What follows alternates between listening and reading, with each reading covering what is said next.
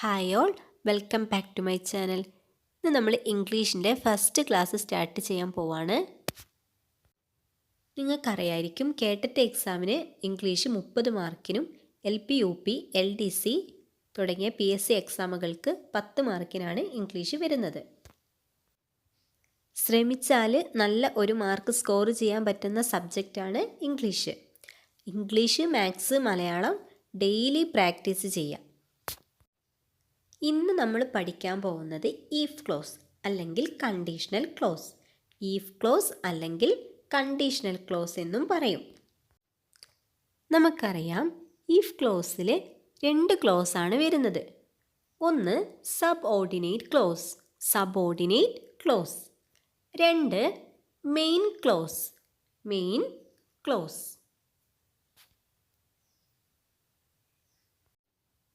ഏതൊരു സെൻറ്റൻസ് എടുത്താലും അതിൽ ഒരു സബോർഡിനേറ്റ് ക്ലോസ് അല്ലെങ്കിൽ മെയിൻ ക്ലോസ് നിങ്ങൾക്ക് കാണാൻ കഴിയും.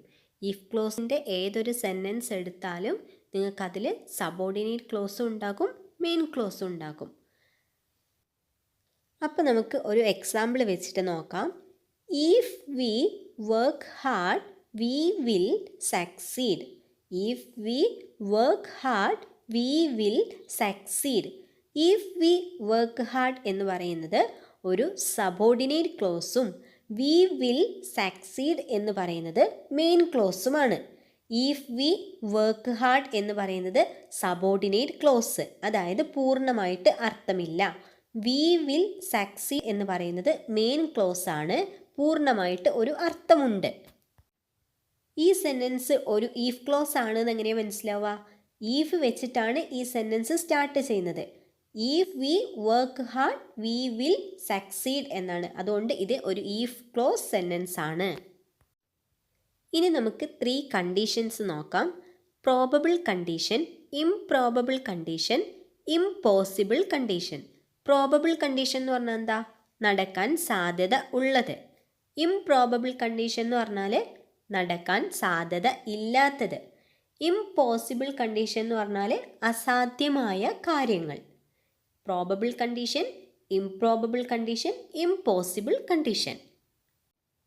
അത് നമുക്ക് ഒരു എക്സാമ്പിൾ വെച്ചിട്ട് നോക്കാം.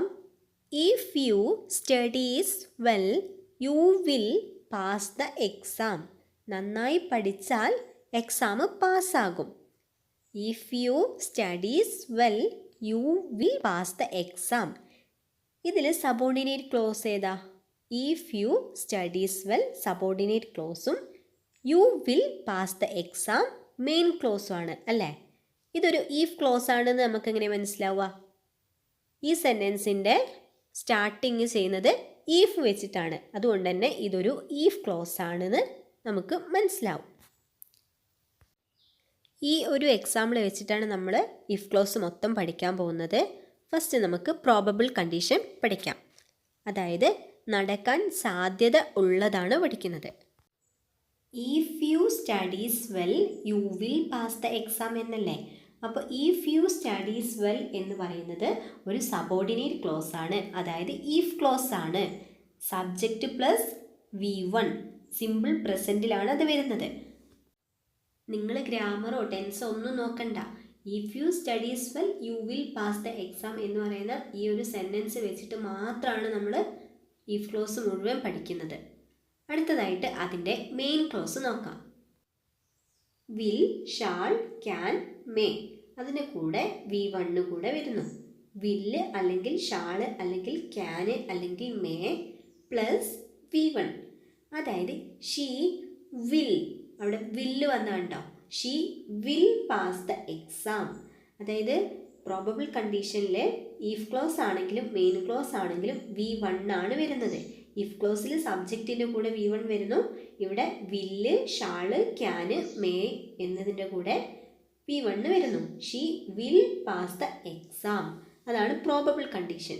ഇനി നമുക്ക് ഇംപ്രോബബിൾ കണ്ടീഷൻ. എന്താണ്? നടക്കാൻ സാധ്യത ഇല്ലാത്തത്.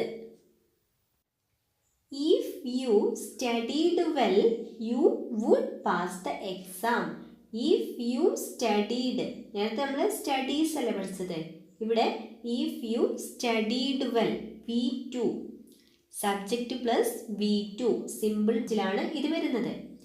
ഇഫ് യു സ്റ്റഡീഡ് വെൽ എന്നുള്ളത് സബോർഡിനേറ്റ് ക്ലോസ് അല്ലെങ്കിൽ ഇഫ് ക്ലോസ് ആണ്. If you studied well. ഇനി അതിൻ്റെ മെയിൻ ക്ലോസ് നോക്കാം. Would, should, could, might plus V1. Would അല്ലെങ്കിൽ ഷുഡ് അല്ലെങ്കിൽ കുഡ് അല്ലെങ്കിൽ മൈറ്റ് പ്ലസ് V1. ഇവിടെ സബ്ജക്റ്റ് പ്ലസ് V2 ആണ്. അതിൻ്റെ കൂടെ വുഡ്, ഷുഡ്, കുഡ്, മൈറ്റ് അതിലേതെങ്കിലും ഒന്ന് പ്ലസ് V1. നേരത്തെ നമ്മൾ വില്ല്, ഷാള്, ക്യാന്, മേ അല്ല പഠിച്ചത്. അപ്പോൾ ഇവിടെ വരുമ്പോൾ പാസ്റ്റിലേക്കായി. നേരത്തെ പ്രസൻ്റ് ആയിരുന്നു, ഇപ്പോൾ അത് പാസ്റ്റിലേക്ക് മാറി. If you studied well you would pass the exam.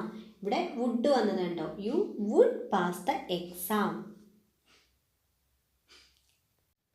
അടുത്തത് ഇംപോസിബിൾ കണ്ടീഷൻ, അസാധ്യമായ കാര്യങ്ങൾ.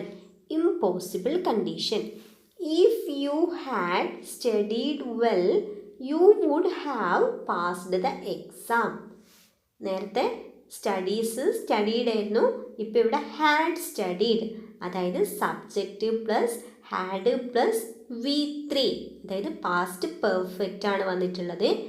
If she had studied well എന്നുള്ളത് സബോർഡിനേറ്റ് ക്ലോസ്, അതായത് ഇഫ് ക്ലോസ് ആണ്. ഇനി അതിൻ്റെ മെയിൻ ക്ലോസ് നോക്കാം. Would, should, could, might plus have plus V3. Would അല്ലെങ്കിൽ ഷുഡ് അല്ലെങ്കിൽ കുഡ് അല്ലെങ്കിൽ മൈറ്റ് അതിൻ്റെ കൂടെ ഹാവ് പ്ലസ് V3 ഫോം ആണ്. അപ്പോൾ ഇവിടെ you would have passed the exam. Would have passed V3. അപ്പോൾ if you had studied well you would have passed the exam. ഒരു സെൻറ്റൻസിൽ നോക്കാം. If you studies well you will pass the exam. ഇവിടെ studies വന്നതുകൊണ്ട് ഇവിടെ will pass, അതായത് രണ്ടും V1 ആണ്. If you studied well you would pass the exam. ഇവിടെ സ്റ്റഡീഡ് വന്നതുകൊണ്ട് തന്നെ വുഡ് പാസ്, അതായത് if you studied well you would pass the exam. If you had studied well you would have passed the exam. ഇവിടെ had studied would have passed എന്നാണ് വന്നിട്ടുള്ളത്. അപ്പം നമ്മൾ ഇന്ന് ഈഫ് ക്ലോസ് ആണ് പഠിച്ചിട്ടുള്ളത്. അതായത് ഈഫ് ക്ലോസിൻ്റെ 3 കണ്ടീഷൻസും പഠിച്ചു.